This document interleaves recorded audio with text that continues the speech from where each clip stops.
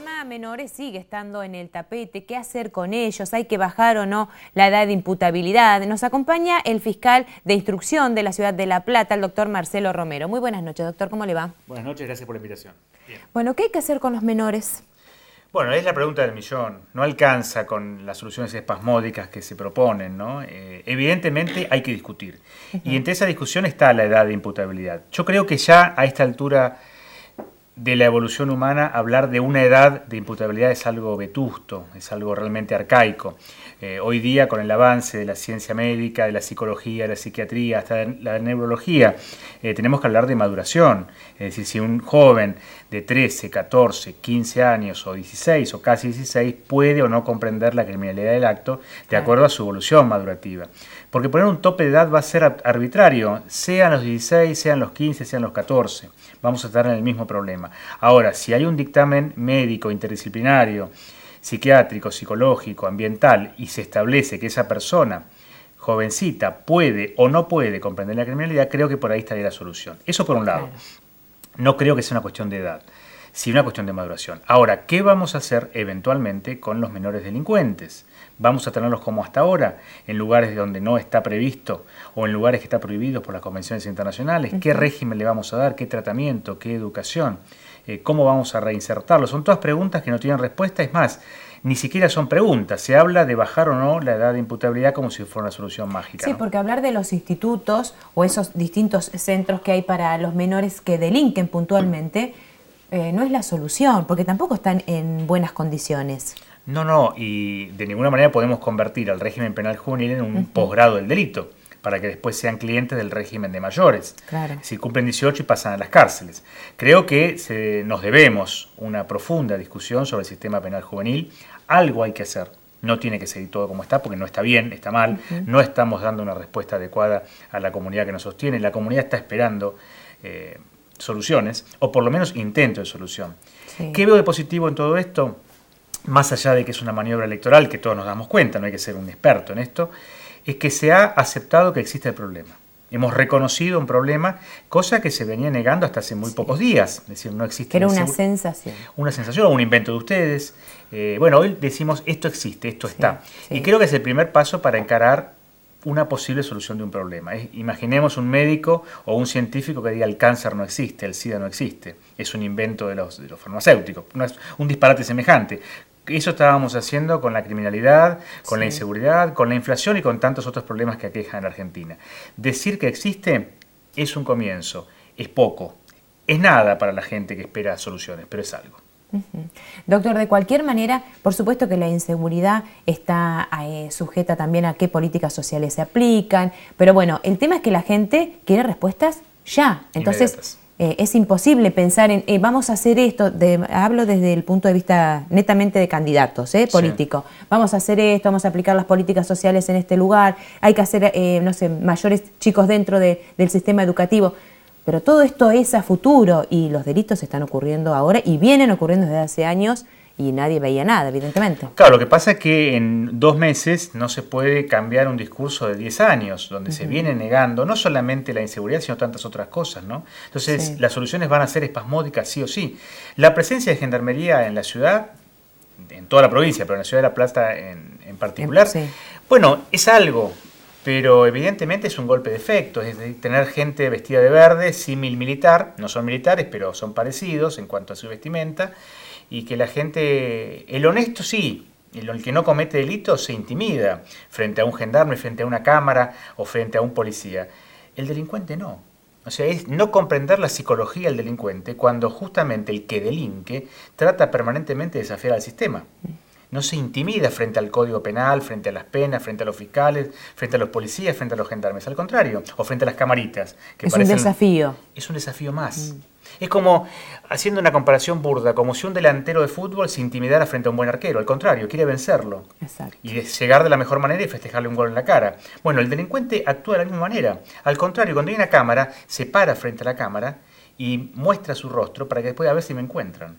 O cuando la infantería le intimida con sus escopetas de posta de goma, le muestran un costado del pecho para que le dispare ahí. El que vive del delito, el que se dedica al delito, o aquel que está empujado al delito por otras circunstancias, desafía al sistema penal. Entonces el sistema penal intimida al honesto. Mucho más cuando un sistema penal como el nuestro, que no es eficiente, cuya amenaza de pena es una amenaza nada más, porque las sanciones penales no se cumplen por X motivo, muchas culpas de esas son de la justicia, que integro, es decir, no solamente esto es culpa del Ejecutivo, sino también de la burbuja ideológica y doctrinaria que estamos los integrantes del Poder Judicial, ese abolicionismo que hoy adoramos, esa teoría del doctor Zaffaroni y sus seguidores, que es alejada absolutamente de la realidad tangible. Entonces, es una sumatoria de factores que nos hace ineficientes. Pero algo estoy convencido, el sistema penal hoy intimida solamente a los honestos. Doctor, y usted hizo mención recién a los gendarmes.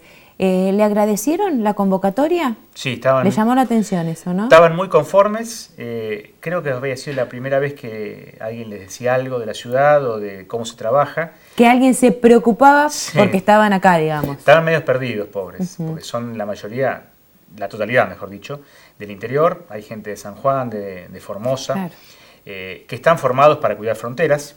Evidentemente ellos cumplen órdenes y obedecen la orden y no se quejan, no escuché una sola queja, pero sí, bueno, estaban medios perdidos como personas, ¿no? Es decir, sin una contención adecuada.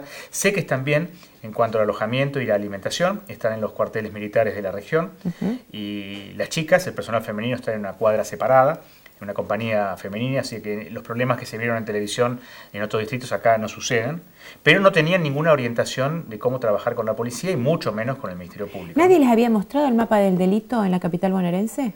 No, tenían unos corredores seguros, que le llaman así, pero trabajaron con la municipalidad, no con la policía. Ah, en forma directa con la municipalidad. Sí, y con el centro de monitoreo. No había un contacto policial, que es lo que nos llamó la atención, ¿no? Dentro de la Fiscalía, bueno, tratamos de hacer una suerte de intermediación entre los jefes policiales y los jefes de gendarmería, y bueno, aunque sea, nos pasamos los teléfonos para estar en contacto. ¿Y qué le manifestaron, doctor? Que ellos quieren actuar, que quieren colaborar, que están orgullosos de pertenecer a la fuerza y que donde los mandan, ellos van. O sea, evidentemente son muy subordinados. Es distinto a las policías provinciales, es una fuerza de seguridad federal con una estructura militarizada y las órdenes no las discuten. O sea, ellos están acá porque se les ordenó la superioridad y bueno, están acá para cumplir.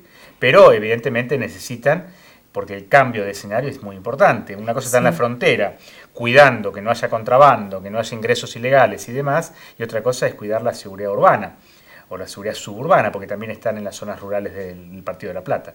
Claro, más allá de todo el conocimiento que tienen por la profesión, yo digo, ¿no hay como un curso acelerado que debían haberle brindado a los gendarmes? Claro, por supuesto. Algo intensivo, ¿no? Nos pidieron un código, así que le regalamos un código que teníamos actualizado, sin los papeles pegaditos, sino uno que estaba con las últimas reformas, porque están ávidos de conocer, aunque sea la normativa provincial. Claro. Era imperativo, un cursillo de 3 días, aunque sea. Sí. Pero fue todo tan improvisado y tan apurado, lo que hablábamos al principio, estas soluciones espasmódicas, que a lo mejor son buenas a largo plazo, no lo sabemos. Sí. Bueno, ahora el ministro de Seguridad, Granados, quiere que Gendarmería se quede en la provincia, pero bueno, esto también dependerá de varios factores, no solamente de una decisión como funcionario. Sí, no creo que alcance su deseo, ¿no? Como ministro provincial, es una decisión del gobierno nacional, del Ejecutivo nacional, en definitiva de la señora Presidente, pero la Gendarmería es y fue formada para otra cosa, ¿no? Es policía de fronteras, como la prefectura es policía del agua y como la policía de seguridad aeroportuaria, las 3 fuerzas federales de seguridad es para cuidar aeropuertos. Están para otra cosa y fueron formadas para otra cosa. En la emergencia pueden actuar, por supuesto, pero no creo que hayan sido formados como policías urbanos. Creo que es hasta desperdiciar los pocos elementos que tenemos para cuidar nuestras fronteras, que ya están bastante desguarecidas. Pero bueno. Es una opción rápida que se tuvo en cuenta. Rápida. No me corresponde a mí, yo soy integrante de otro poder del Estado, es una decisión del Ejecutivo. No nos metemos en el tema prevención, pero ellos nos decían, ¿no?, que estaban para prevenir, pero les hacíamos saber que ante la comisión de un delito, cuando la prevención falló, automáticamente empieza a intervenir el Ministerio Público Fiscal, el Poder Judicial, y ellos automáticamente son auxiliares de la justicia. Lo comprendieron y ahí es como que trataron de obtener la mayor información posible de nosotros, ¿no? Doctor, si hablamos del delito, no escapa la parte de la tecnología, no escapa Internet, de las redes sociales. ¿Cómo se trabaja con ese tipo de... O sea, cómo se le explica a un chico o qué edades como para que comprenda en qué lugar no se tiene que meter? Bueno, usted sabe que hay un montón de delitos informáticos que la legislación está un poco atrás, pero hace poco tuvimos un avance importante con el grooming. Sí. Pero claro, los jóvenes que se inician en Internet, sobre todo en las redes sociales, porque en realidad se inician en Internet casi desde la cuna. Sí. Pero en las redes sociales, fundamentalmente Twitter y Facebook, y algunas otras que intercambian fotografías, corren graves peligros si no lo utilizan bien. Estamos dando una serie de charlas a pedido de los colegios para el buen uso de las redes sociales. No crear paranoias, no crear miedos, pero sí precauciones. Hablar de los datos que se pueden compartir, los datos que no deben compartirse, las informaciones que deben darse, las informaciones que no deben darse. La diferencia entre chatear con una persona que dice ser quien es y mandar un mensaje de texto, por ejemplo, con el WhatsApp o con el Viber, claro, que uno sabe al número que está mensajeando, pero no así con el Twitter o el Facebook, en los correos privados que tienen, porque tranquilamente la otra persona que dice ser alguien, tranquilamente puede ser otra, y utilizar la inexperiencia que tiene un adolescente para quitarle información, y no solamente para cometer delitos de índole sexual, sino también delitos comunes, como por ejemplo delitos contra la propiedad. Los chicos y las chicas dan mucha información, brindan mucha información por las redes sociales, comparten datos, fotografías, información de la familia, dónde están en un determinado momento, si la familia está toda de vacaciones en San Bernardo, en Villa Gesell, en Mar del Plata, esa casa está vacía, muestran fotografías de cómo es la casa por dentro, muestran ventanas, muestran puertas, muestran perros, muestran abuelas, muestran si hay hombres, si no lo hay, si hay hermanos mayores, algo que parece inofensivo, pero para el que quiere usar la red social, claro, para el mal, esta es una información valiosa. Es una suerte de inteligencia gratuita que hace el delincuente para poder atracar una casa. ¿Y qué resultado ha obtenido hasta el momento en las charlas en los colegios? ¿Hay inquietud de los chicos? Sí, muy beneficiosa, muy auspiciosa también, porque los chicos se enganchan, como se dice comúnmente, preguntan mucho, y hay cosas que realmente los sorprenden. Ellos que obviamente conocen más que nosotros del uso de las redes sociales, hay cosas que las sorprenden, y bueno, los llamamos mucho a la reflexión, se permite la interactuación con nosotros, ven a un fiscal ahí frente a frente, a veces ellos se imaginan que un fiscal es una persona muy lejana o muy alejada, claro, de la comunidad, cosa que no es así, pero bueno, no hay oportunidades tampoco de estar muy seguido en las escuelas. Es una experiencia enriquecedora para ellos y para nosotros también. Doctor, ¿y por qué hasta los 14 años? De ahí en adelante, ¿qué pasa? ¿Están perdidos? No, 15, 16, 17 nos dan clase a nosotros. Claro. Ya en realidad... esa es la diferencia. Sí. 12, 13, 14, cuando recién se inician. Ya después es muy difícil cambiarle hábitos, ¿no? Ya no... realmente le corresponderá a la familia, pero a los 15, 16 años realmente nos dan clases de cómo se maneja Internet. Y los peligros ya es tarde hacer algún tipo de alerta, porque ya para esto tienen un montón de información. Mucha información, y es verdad que los puede conducir directamente a un delito, ser partícipes o ser cómplices. Hay un abanico muy peligroso. Gigantesco, y creo que es una buena oportunidad discutir estos temas, claro, en la escuela, en casa. Los que somos padres de adolescentes nos fuimos enterando de muchísimas cosas de la tecnología gracias a nuestros hijos, pero lamentablemente también desde la función pública vemos cada vez más delitos y cada vez más jóvenes que son víctimas, claro, de estos delitos. Inocentemente, primer novio, primer novia, se sacan una foto íntima, después se pelean, como es normal en esa época, esas fotos después son utilizadas para extorsión. Sí, que hubo varios casos inclusive en la región, ¿no? Muchos casos. El material que se sube a Internet, todos lo sabemos, no se baja más. Claro. ¿Por qué? Porque se multiplica en progresión geométrica y se podrá bajar de algún servidor, pero queda en otro. Y es imposible el control, en realidad. No hay control. Claro. No hay control.